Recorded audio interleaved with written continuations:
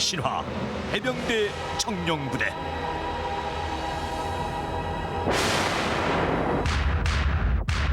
조국의 수호신 그 이름 해병대.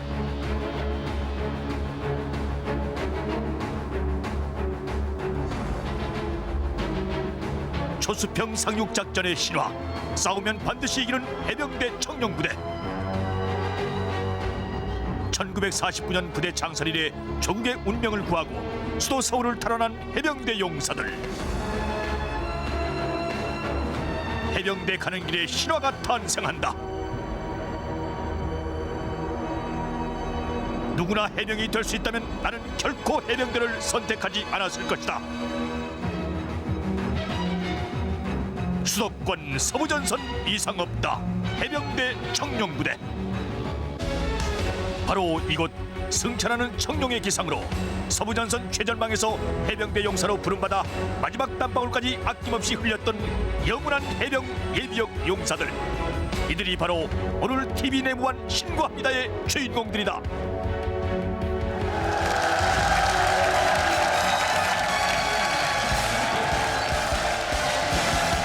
TV 내무한 신고합니다. 차렷 경례 필승.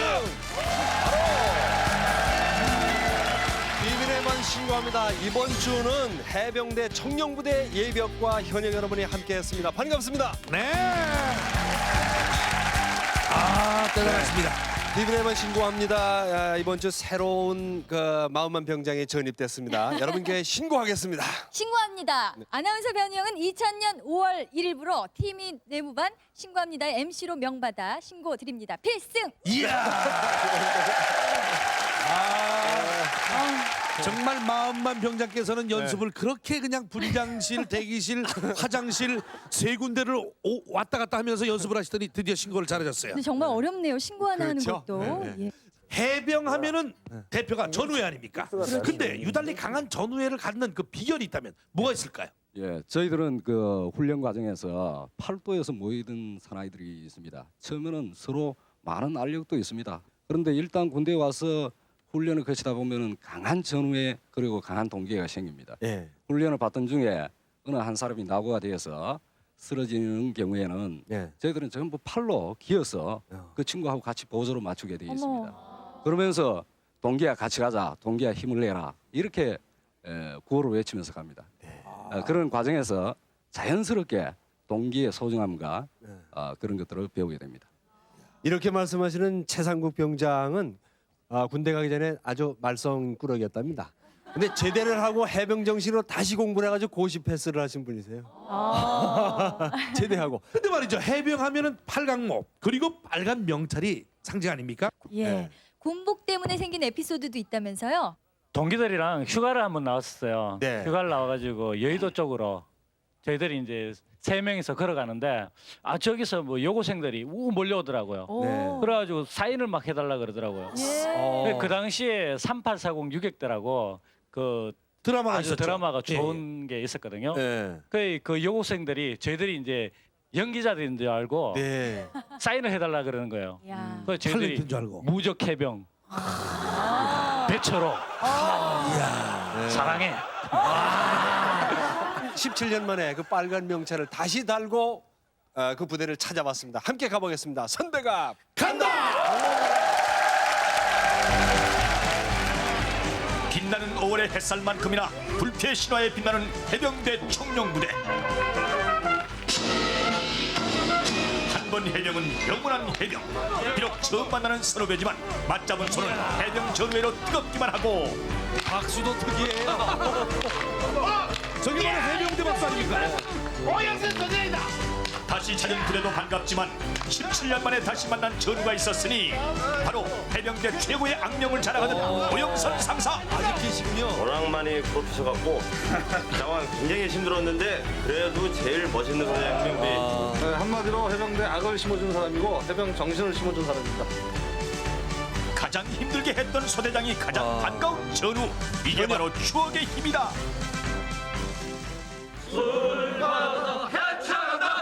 17년 만에 입어본 군복. 어떤 훈련이라도 받아낼 각오와 자신이 생긴다.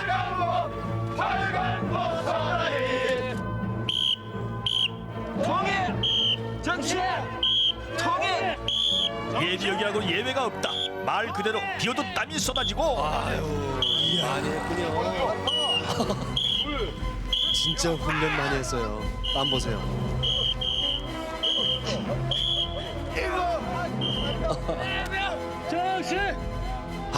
이럴 줄 알았다면 나는 결코 출연하지 않았을 거야. 해병정신 17년 전으로 반갑습니다. 예비역도 안으로 깡으로 충분히 몸을 풀었으니 본격적인 무적 유격 해병. 훈련에 돌입한다. 오, 자세 나와요. 명조격 권재환 해병 17년이 지나도 날렵한 솜씨는 녹슬지 않았다. 잘해요. 이야. 외줄타기. 뭐 현역 같아요. 순서를 기다리는 전용내 예비역 초조하며 속만 타고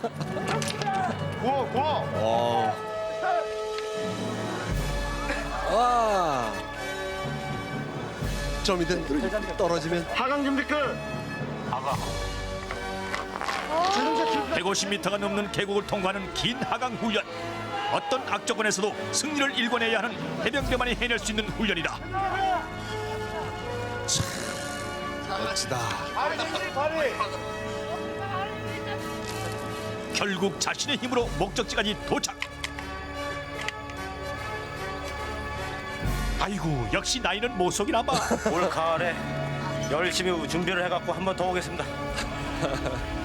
무정한 세월은 이렇게 빨리도 흘렀다. 정말 해병 훈련은 그건 유명한 훈련이에요. 예비역도 저렇게 하니. 세월은 흘러도 변치 않는 서부전선의 긴장감. 저기 뭐 하고 있어? 야, 내 지형이 틀려져갖고 강이 더 넓어진 것 같아. 지금 이 앞에 지금 갓대밭이 다 없어졌잖아. 그러니까 그게 없어져서 강이 더 넓어졌어 지금. 고산지대의 동부전선과 달리 낮은 평야지대와 조수 간만의 차가 큰 이곳 서부전선. 눈앞에. 이 앞이 다 갈 때. 이게 지금 어떤 유속 때문에 이게 넓어진 거야. 장면 홍수 때마다 무너지거든. 그러면 이제 저 가까워져야 되는데 왜 자꾸 멀어져? 이게 멀어진다고 지금. 그때는 우리 걸어가도 됐었거든. 이게 물 빠지면. 적과 가장 가까운 이곳 시기에 가장 강한 부대 해병대 청룡부대가 자리하고 있다.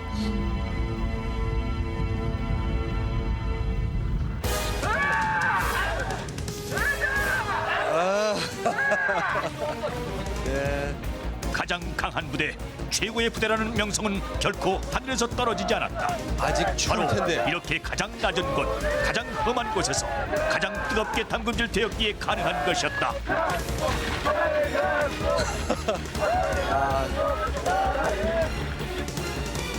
아. 17년 만에 전우들과 함께 다시 잡아보는 배달.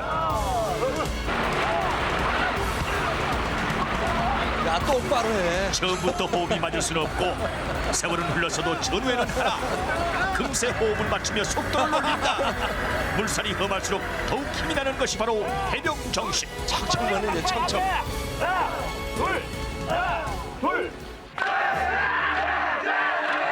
해병대 박수.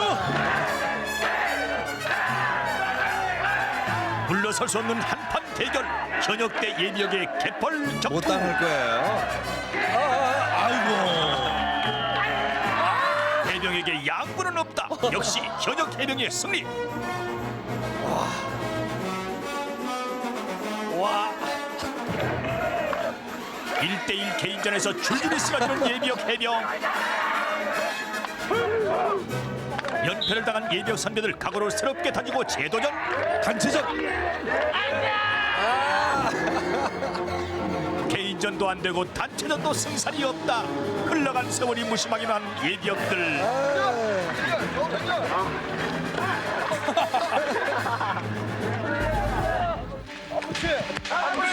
패자에게는 가혹한 얼차려. 선배님들 전신 머드팩 실컷하쇼. 머드팩이다 진짜. 자, 빨리빨리 이동합니다. 저 얼마나 힘드실까. 와, 빠르다. 이동합니다.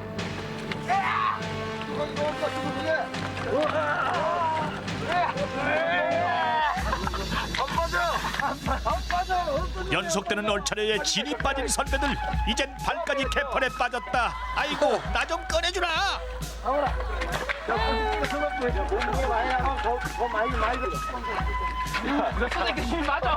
온몸은 개펄로 엉망이지만 마음만은 즐겁다. 역시 우리는 해병 체질인가봐. 태훈아! 아빠의 해병대 모습을 봐라! 해병대 최고다! 해병은 아직도 살아있다!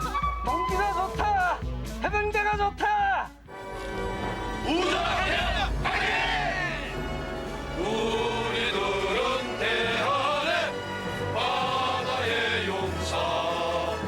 팔강모와 빨간 명찰의 자부심으로 성국을 지키는 해병대 청년들의 용사로 단련돼 갔던 그 시절, 조국 사랑과 소중한 전우를 얻었기에 그 무엇보다 귀중한 추억으로 간직하고 있는 영원한 청년, 영원한 해병, 해병대 청년들의 용사 파이팅!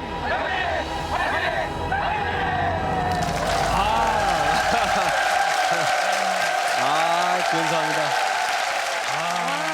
근데 현장에서 잘 봤는데 제작진보다 이 예비역들이 더 하자고 그랬다는 거예요. 아 그래요? 예. 네. 더 근사하게, 더 멋지게, 더 힘들게 하자고 몸살 났을 거예요, 이분들은. 아니 무슨 말씀을 그렇게 하십니까? 예? 한 번 해병은 영원한 해병인데 저 정도의 훈련을 가지고서 몸살을 할 수 있다는 그래도 건 17년이 이거는 흘렀는데. 아유 이건 저기 이 훈련을 통해서 몸살 나신 분 손 한번 들어보세요. 들어보세요. 한 분도 안 계세요, 한 분도. 보세요. 얼마나 멋진 분들이에요. 이야, 네, 끄떡 네. 없으시군요. 그러게 말입니다. 대단합니다. 멋집니다. 네. 야. 괜찮아요, 김정은 병장님? 말도 마이소. 막 그날 말에 죽으시네. 아니 손 들으니까 왜 손 안 들었어요, 그러면? 그 뭐 또 뜰 수는 있습니까 또 그래도. 지금 손 들고 싶어도 팔이 말을 안 듣습니다. 근데 당시 오영선 소대장을 만났는데 그분이 독사 교관으로 아주 명성을 날렸다면서요? 한마디로 피와 눈물이 없는 교관이었습니다. 와, 그분만 나타나면 귀신 보는 것보다 더 무서웠습니다. 귀신 보는 것보다. 그래도 이분의 인간적인 면을 본 적이 있다고요. 예, 전 그 저 훈병 그때는 훈병이었죠. 그 저 자대로 그 가기 전이니까. 네. 그 일일이 그 저 한 명씩 악수를 나눌 때에 네. 그 지난 고통을 준 그런 거는 어디 간지 그 없고 네. 그래도 돌아서면서 눈시울을 적실 때에 예, 그 해병의 어떤 그 인간적인 모습을 그때 내가 잠깐 본 것 같아요. 네. 네. 예, 저 같은 경우도 훈련 마치고 이제 그 가면서 네. 진짜 나중에 한번 어디서 만나면은 보자마자 바로 달려가서 어디 한 군데 부러뜨린다고 생각했는데 막상 만나니까 얼마나 힘들었어요. 만나니까 정말 또 그런 감정이 다 사라지고 네. 정말 너무나 반갑고 그런 감정이 들었습니다.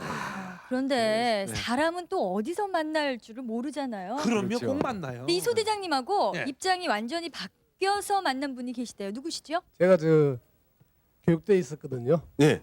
그 교육대에 있으니까 이제 그분들이 오셨더라고요. 네. 오셔갖고 제 밑에서 다시 이제 교육을 받는 거죠, 그렇게. 네. 아. 교육을 시키니까. 아 그분이 와서 훈련을 받는 거예요? 예, 예. 유격 조교육이시니까 예, 제가 이것도 바뀌었네. 잘 만났네. 예, 그래서 제가 하여튼 막 되게 고립혔어요. 네. 막 고립히니까 야, 너 정말 너무하다 이렇게 하더라고요. 근데 해병대 과실점제라는 재미난 제도가 있다면서요. 뭐 우리가 듣기엔 재밌지만 본인들은 괴롭겠죠. 그 과실점 제도는 한 주간에 그 가장 골통짓을 많이 한 사람. 네. 그러니까 고문관 네. 그런 사람들을 그 별도로 불러내 가지고 예. 아주 그 일요일 날 하루 정도는 거의 반죽입니다. 네. 한마디로 얼차려군요. 한번 확인을 해보겠습니다. 그럼 여기 동기들 중에서 과실점을 가장 많이 받았던 동기는? 예, 누구일까요? 있습니다. 길러건 씨입니다. 근데 이종철 병장님, 그 길도건 병장이 왜 고문관이었는지 구체적으로 한번 설명해 주세요. 네, 이 길러건 병장이 잃어버리는 걸 잘 잃어버립니다. 네. 뭐 군화다, 팬티다, 뭐 이런 것을 잘 잊어버려갖고. 팬티도 잊어버려요? 예. 이 전용래 해병하고 저하고 많이 챙겨줬는데 네. 그때마다 잊어버리고. 그다음에 이 밥은 또 최고 많이 먹습니다. 네. 근데 팬티를 어떻게 하면 잃어버릴 수 있는 건가요? 내 간물하면 그대로 두고 대원들을 딱 시켜가지고 저녁에 늘어놓죠. 네. 그럼 근무 갔다 와가지고 쫙 가가지고 네. 그 치치는 거 딱 끌어입고 벗어가지고 딱 끌어놓고 그러니까 열심히 빠는 거라. 그러니까 길드건 해병 같은 경우는 이제 내 팬티를 아마 많이 빨아줬을 거예요. 말하자면 예. 지금 이 친구가 거의 덕원이 거를 다 입고 다니고 덕원이는 이 친구 때문에 이제 과실자 훈련을 도맡아 했는 거죠. 네. 길덕원 병장. 그 남의 거를 열심히 빨지만 말고 잘 지키지. 얼마나 잃어버리셨어요, 그래? 팬티가 한 6장 정도 보급이 됐는데요. 네. 그래갖고 허구날 누가 이제 보니까 김정현 해병이 훔쳐갔는데 네.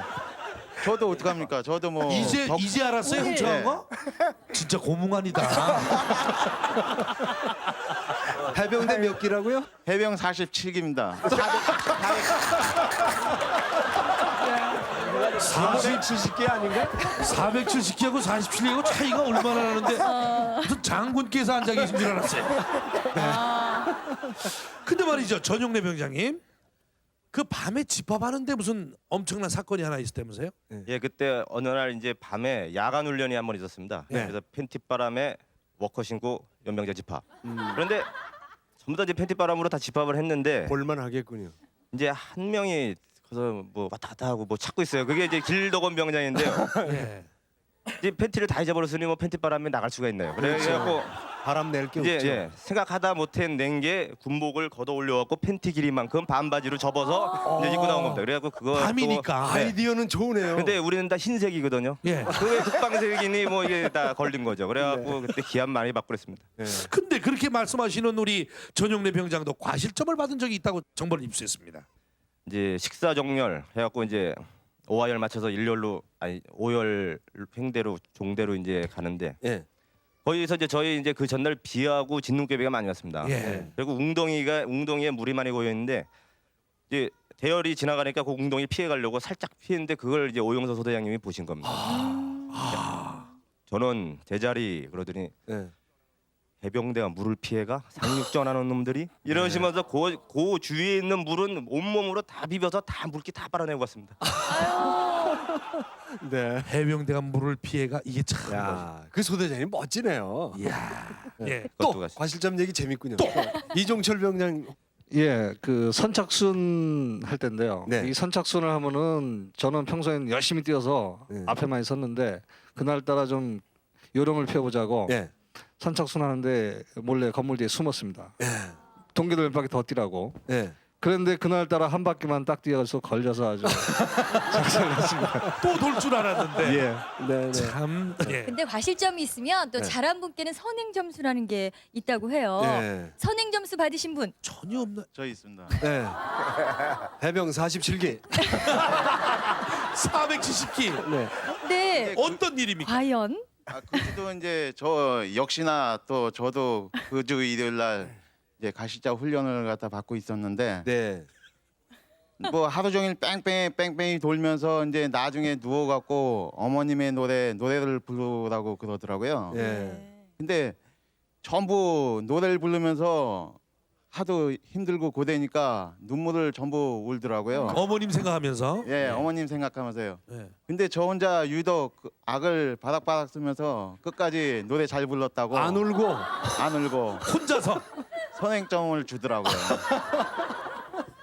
네. 여기서 뭐 가실자 훈련 받으면서 선행점 받은 사람 있으면 나와보라 그래.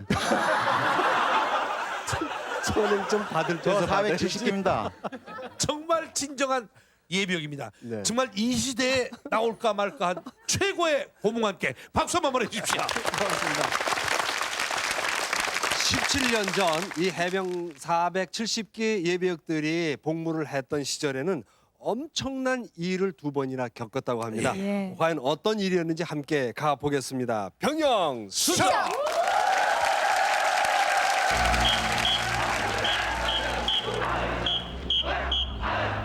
조국을 지키는 자랑스런 해병이 되겠다고 입대한 지 사흘째 되던 날, 우린 어느새 해병으로 탈바꿈하고 있었다. 그런데 국민 여러분, 여기는 민방위 본부입니다. 실제 경계 경보를 발령합니다. 현재 시간 서울 지역에 실제 경계 경보를 아직은 군복도 낯설게 느껴지던 우리에게 전장은 상상조차 할 수 없는 일이었다. 그렇죠. 아직 훈련도 안 받은 상태인데 겁나지요. 군인 정신이 안 들었을 때니까. 공포. 잠시 후 적기의 정체는 북한군 이응평 대위의 귀순으로 밝혀졌고 그랬어요. 그 후 우린 10주간의 신병 훈련을 마치고 붉은 명찰의 해병으로 새롭게 태어났다.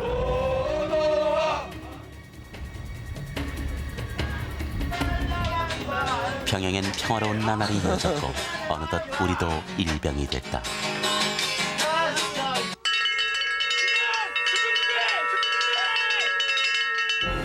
갑작스런 비상명령. 평양에서 맞은 두 번째 위기 상황이었다. 한치 앞도 예측할 수 없는 비상사태. 우린 곧바로 전투태세에 돌입했다.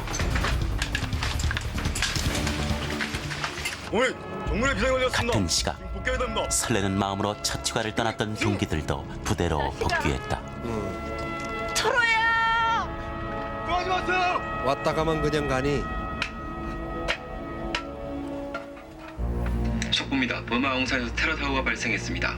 이번 사건에서 명백히 드러났듯이 버마 아웅산 테러 사건. 우리 정부 요인 17명의 귀중한 생명을 앗아간 북한의 폭탄 테러였다. 어쩌면 이것이 전쟁 도발의 신호탄일 수도 있다는 우려 속에 우린 긴장하고 있었다. 무적 해병의 정신을 바탕으로 나가 싸워 이겨야 한다. 반드시 이길 수 있다. 자신감을 가지고 최고의 전투 준비 태세를 유지하라. 전투 태세에 돌입하면서 우린 죽음도 불사하는 필승헌으로 스스로를 재무장했다. 손톱과 머리카락. 이제 이 아들은 사랑하는 어머니 아버지와 다시는 영영 볼 수 없을지도 모릅니다.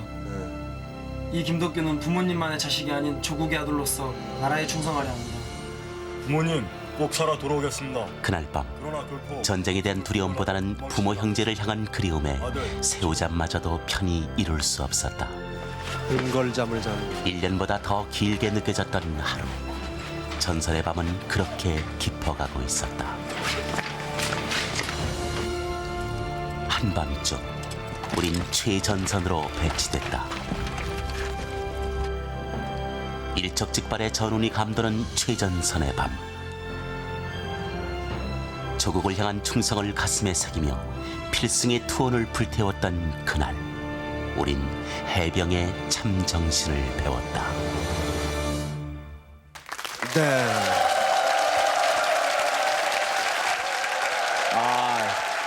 이 해병 470기 동기들이 이런 일이 있었군요. 근데 김종현 병장님 전쟁 난 줄 알았겠어요, 그 당시엔. 그렇죠? 그때 저희들은 뭐 모르겠습니다. 다른 해병들은 어떤 생각을 가졌는지 모르지만 저는 그랬습니다. 진짜 이제 막 한번 발휘할 때가 왔구나. 불러만 준다면은 진짜 멋지게 한번 싸워보겠다는 그런 각오로 준비하고 있었지. 네. 이런 위기 상황에서 우리의 고문관 길덕원 병장은 뭘 하고 계셨을까? 470기입니다. 예, 470기 길덕원입니다. 그 전날에 그 밤에 근무를 갔다서 갖고 낮에 잠을 자고 있었는데 갑자기 전쟁이 났다고 막 비상을 걸더라고요. 그래서 팬티바람에 저 총 들고 진지에 배치 붙었죠. 전쟁이 났다 하면은 길병장도 마찬가지예요. 근데 그날은 유일하게 안 잃어버렸네요. 멘티를. 예, 그날은 안 잊어버렸습니다. 이야, 마치 그날은 또 봐줬네요. 그거 많이 잊어버렸으면 큰일. 근데 다른 예비역들의 상황은 어땠습니까? 우리 최상국 병장님. 예, 그때 저는 우리 김종현 해병과 같이 그 샤워를 하고 있었습니다. 샤워. 그런데 선임 하사님이 뛰어와서 지금 전쟁이 났는데 무슨 일을 하고 있느냐라고 해서 씻다 말고 그냥 무장을 갖춰서 출동한 적이 있습니다. 배철호 병장. 예, 저는 그 당시에 그 수색 교육을 마치고 그 2박 3일 특발을 받아서 이제 집에를 도착을 했어요. 했는데 뭐 전쟁이 났다고 전군 뭐 부대로 복귀하라고 그렇겠죠. 막 TV에 나오고 그러더라고요. 그래서 집에 뭐 도착하자마자 어머니한테 차비 받아가지고 뭐 부대로 바로 복귀했죠. 아무리 그 상황에도 차비는 꼭 받아가지고. 그랬군요. 역시 해병답습니다. 그래도 초긴장 상태에서 가장 보고 싶은 사람이 있었을 거예요. 딱 비상 걸었을 때 누굽니까? 그 당시에 일단 그 상황이 벌어졌을 때는 네. 뭐 다른 생각은 없습니다. 아 이제 한번 붙는구나. 정말 이제 우리가 해야 할 일을 해야 되겠구나. 네. 그 생각밖에 없었고 그리고 이제는 뭐 생각나신 분들은 뭐 부모님 생각나고 그리고 또 생각을 깊게 할 수 있다는 것은 그 제가 군에 가기 전에 결혼을 했었습니다. 그래서 그 딸내미가 지금 나이가 4살이었었는데 성질 되게 급해. 이미 4살. 예, 그 군 입대할 때 4살이었습니다. 그러면 군에 몇 살에 갔는데요? 제가 24세 군대를 갔으니까 네. 4살 늦게 간 편이죠. 그래서 그 딸내미하고 우리 집 사람하고 그 아이가 정말 많이 떠오르더라. 났죠. 그런데 그 딸내미가 지금 대학 1학년입니다. 세월이 그렇게 많이. 예. 자, 102세. 102세 병장. 2기세가 아니고 102세입니다. 병장 102세. 예. 예. 가장 그때 당시에 그 완전 군장을 하고 나가지고 그 16 그 총을 두 손에 딱 쥐고 가장 먼저 떠오르는 게 누구든지 다 똑같을 겁니다. 부모님입니다. 부모님. 제일 먼저 생각나는 게. 저는 제일 먼저 생각났던 사람이 우리 어머님하고 아버님이었습니다. 예. 자, 자식들을 군에 보내고 나서 잠 못 이루고 이 생각 저 생각 정말 보고 싶은 아들이 보고 싶은 분들 부모님들입니다. 예. 자, 이번에는 여러분의 후배들을 위해서 특별한 이벤트를 준비했습니다. 함께 보겠습니다. 병영 이벤트.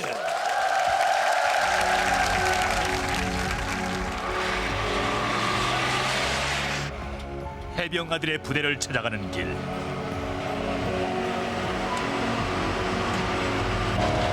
차창 밖으로 보이는 철책. 이곳이 최전방임을 실감할 수 있다. 네, 막상 들어가니까 엄마들 막 울고 그러니까 덩달아 침을 나왔네. 그래가지고 되돌아서서 울었어요. 그래서 마음이 편안하더라고요. 해병이 어머니. 거기 가는데 또래 아이들도 많고. 아유, 아들들이 나와 있네. 아, 우리 아들.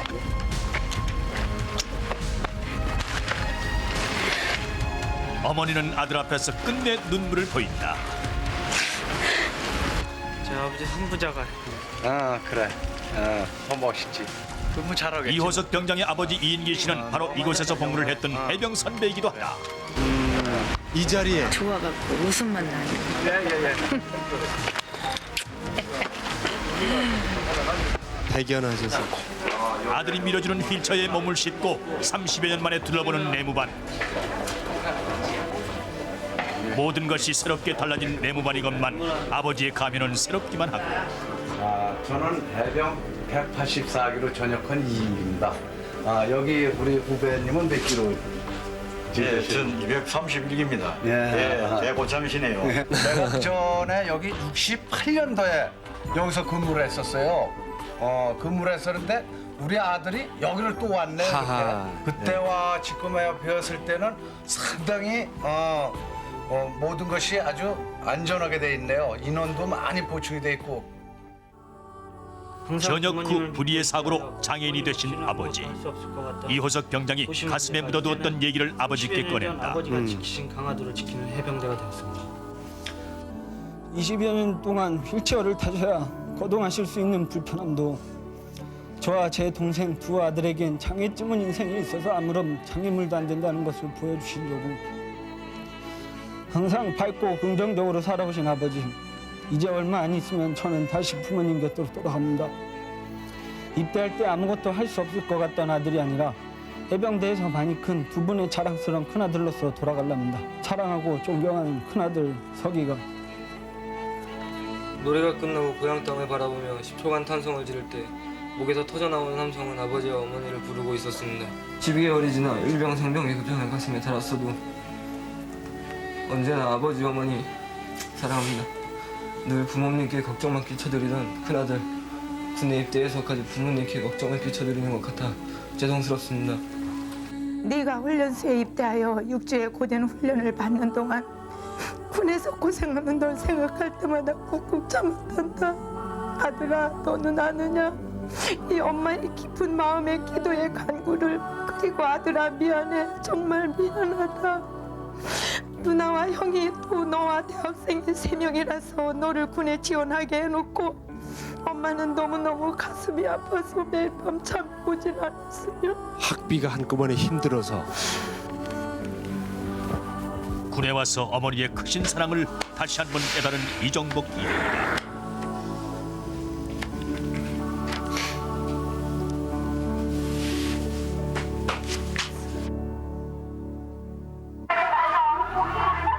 (30여 년 전) 근무했던 그때 그 자리는 어떻게 변했을까? 이호석 병장이 아버지의 추억 여행을 인도했다.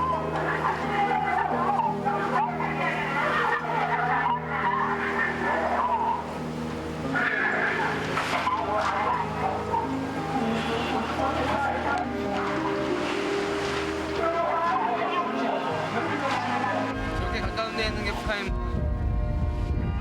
야, 아빠는 걸 찼으면 해병대 전에서 야 갈 걸. 야, 육군을 갔느냐. 다시 와요. 다시 해병대로. 내가 얼마든지 보내줄 테니까. 아, 그럼 당신 나 없이도 살 수 있어? 그럼 당신이 나라를 지켜주는데 내가 왜 못 살아? 못 살지. 해갖구만.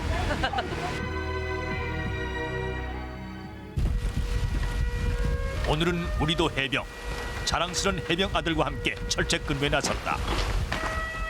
그래, 너가 선택한 길이 해병대의 길이니까 열심히 임무 마치는 대로 열심히 잘하고 엄마 돌아가서 잘 살고 있을 테니까 너도 잘 하고 있다가 군복무 마치고 오너라. 그래. 다시 한번 설명을 하겠다. K1, K2, 프레모아, 스피탄. 이것은 너희들이 오늘 밤도 우리 아들 해병 용사가 서부전선을 지킨다. 아들아, 우리는 너를 믿는다. 그동안 힘들 때도 많았지만 그럴 때면 해병 231기로 전역하신 아버지를 생각합니다. 오늘도 아버지 사랑합니다.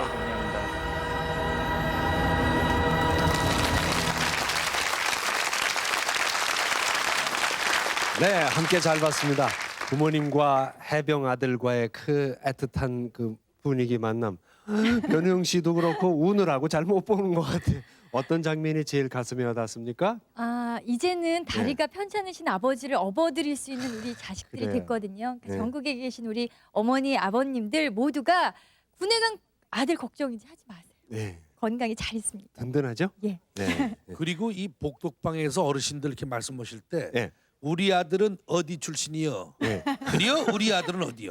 거기서 가장 우위를 달리는 아버님이 해병대 아버님이시다고 합니다. 거기에 불법으로 군대 안 간 아버님은 밤새도록 옆에서 이러고 있고. 하여튼 멋진 분들입니다. 자, 현역 나왔는데 이호석 병장. 부친께서 사회생활 하시다 이렇게 사고가 있었던 모양이에요? 예, 성산대교를 건설하신 도중에 그 타워 크레인에서 철근이 떨어져가지고 허리를 다치셨습니다. 아, 그러셨군요. 부대 안에서 아버님 딱 뵌 순간 소감 한 말씀. 처음에는 그 갑작스러운 방문에 좀 당황스러웠지만 저와 같은 빨강 명찰을 달고 있는 아버님을 보니까 30년 전 강화도를 지키셨던 그 땅을 제가 또 지키고 있다는 그 보람과 바로 그 자리라면서요? 그 자리입니다.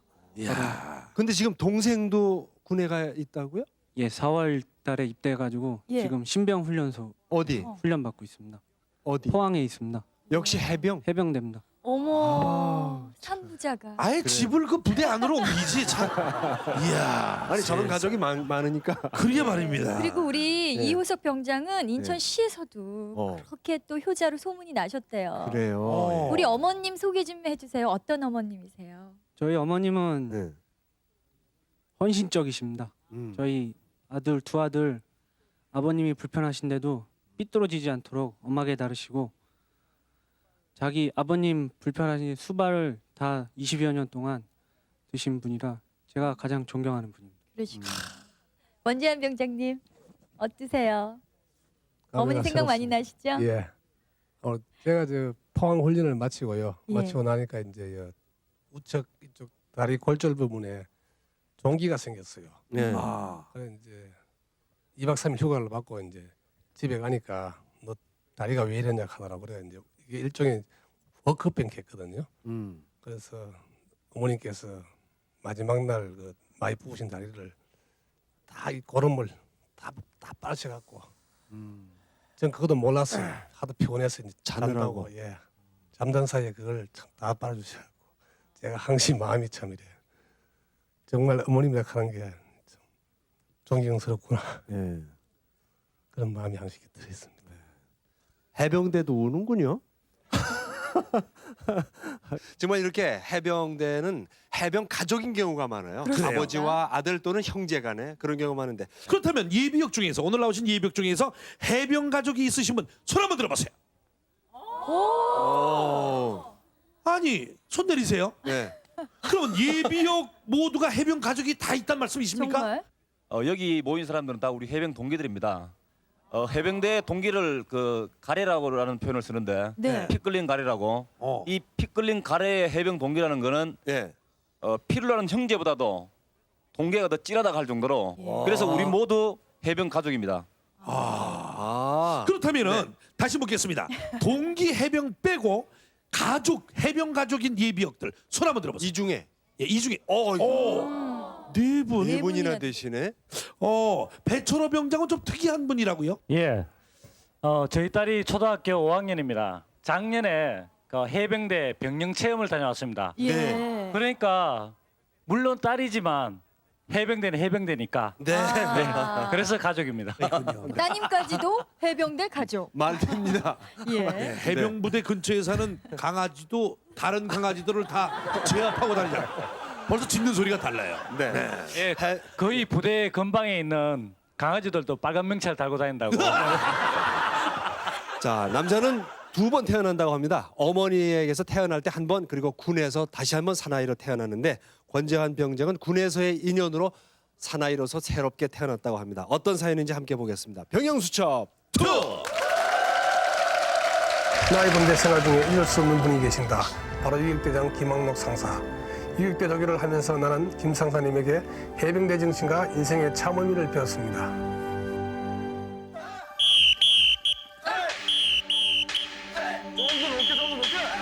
당시 호랑이 유격 교관으로 소문났던 김학록 중사. 그분과의 만남은 이렇게 시작됐습니다. 유격 훈련 중 몸놀림이 빨랐던 저는 교관님의 눈에 띄었습니다. 야, 너 소속이 어디야? 근데 일병 권장님도.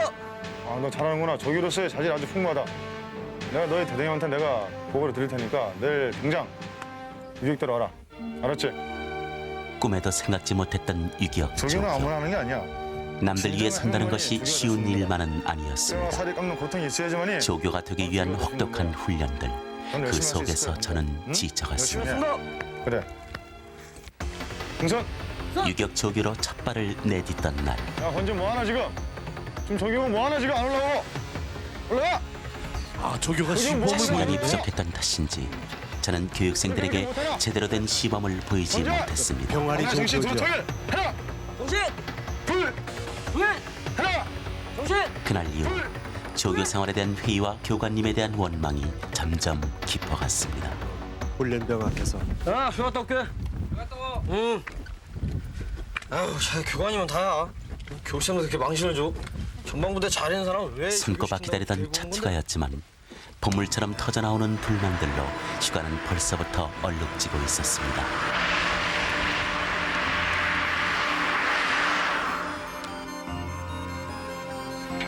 결국 저는 휴가 중 헌병대 신세를 지게 됐습니다. 절망의 늪으로 한없이 빠져들던 그때 가장 먼저 저를 찾아주신 분은 바로 교관님이었습니다. 조금만 참고 기다려라. 조금만 참으면 돼. 교관님 죄송합니다. 제가 잘못했습니다. 헌병대를 나와서도 질긴 절망의 끈은 쉽사리 저를 놓아주지 않았습니다. 가자. 그럴 때마다 밤낮을 가리지 않는 훈련과 따뜻한 위로로 흔들리는 제 마음을 잡아주셨던 교관님. 교관님은 끝없이 방황하던 저를 단 한순간도 포기하지 않으셨고 변함없는 관심과 사랑을 보여주셨습니다. 크기는 내 잘못이 우리 교육대 총원의 잘못이다. 힘들어도 조금만 참고 이기네. 알았어? 교관님, 제가 잘못했습니다.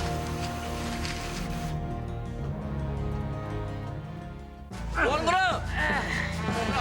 그로부터 6개월 후 교관님은 최전방부대로 전출을 가셨고 저는 모범 조교로 새롭게 태어났습니다.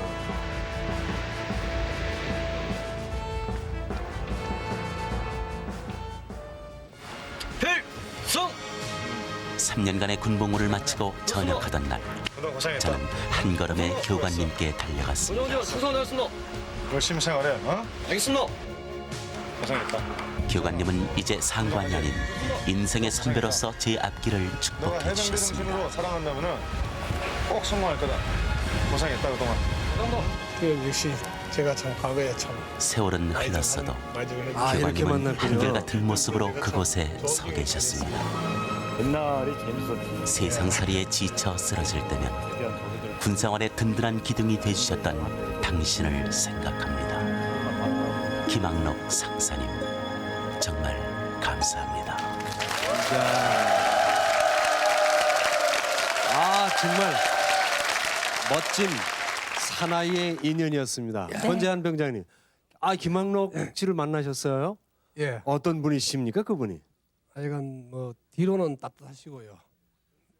항시 이제 교육이라든가 이런 그런 부분 쪽에서는 항시 강하게 시키시고 엄하고. 엄하시고 완전히 막 최강 해병을 만드시려고 그 교육대에서 무척 노력하시는 그런 분이십니다. 그래서요. 간단하네요. 뭐 등은 따뜻하고 뒤로는 따뜻하고 앞에는 앞으로는 강하고 이중인격자네요. 에이, 정말 아니에요. 멋진 분입니다. 그렇죠. 그렇습니다. 자, 뜻깊은 인연인데 이 자리에 나오신 분 가운데 정영한 병장과 현정균 병장은 또 아주 남다른 인연이 있다고 하는데 현 병장님 어떤 인연입니까? 예, 저하고 정영한 해병하고는요. 네. 해병대가 그 충청도 분이 별로 없습니다. 근데 동양으로 충청도입니다. 훈련소에서 같이 수료를 하고 자대를 같이 받았습니다. 배치를. 예. 어허. 거기서 생활을 하다가 이제 사회를 나왔는데 대전서도 같이 생활을 했습니다. 그래서 제가 둘째 아이를 낳으려고 병원에 갔는데 둘째 아이를 낳고서 나중에 그 정영한 해병을 또 만났습니다. 정영한 병장 그때 상황 좀. 제가 그 대전에 있었는데 대전에 그 입원한다고 내려온다는 소식을 듣고 병원으로 가던 중에 서울에서 전화가 받았습니다. 서울에서 온 전화를. 서울에서도 저희 또 아이 또 낳는다 그래가지고 거기 축하하러 가다가 저는 서울로 또 갔습니다. 그때. 아무리 친하더라도 아기만큼은 같은 날에 날 수가 없는 거 아니에요? 어려울 텐데. 진통도 같이 오기가 힘들 텐데 참 특이하신 분들이네요. 네, 이제 앞으로 해병까지 같이 보내기로. 이 자리에도 지금 나와 있는데요. 서로 약속했습니다. 한날 1시에 우리는 아이들을 훌륭한 해병으로다 보낼 것이라고 약속했습니다. 자, 남자에 있어서 해병은 어떤 의미라고 생각합니까?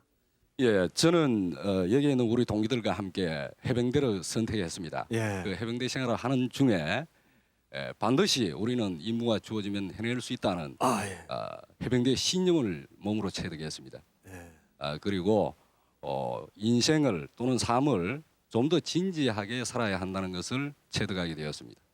그래서 저는 개인적으로 제가 어려운 문제에 부닥칠 때마다 그 해병대에서 체득했던 것들이 저를 그 어려움에서 극복할 수 있는 원동력이 되었다고 생각합니다. 지금도 국방의 의무를 다하지 않은 한 젊은이들이 있다면 해병대를 선택하십시오. 해병호는 영원합니다. 네. 자, 해병의 부름을 받고 함께 훈련하고 함께 복무를 했던 해병제 470기 전우들과 함께 했습니다. 청룡부대 예비역과 그리고 현역 여러분이 함께 했던 이 자리였습니다. 대단히 반갑습니다. 박수 한번 보내주십시오. 고맙습니다. KBS KBS KBS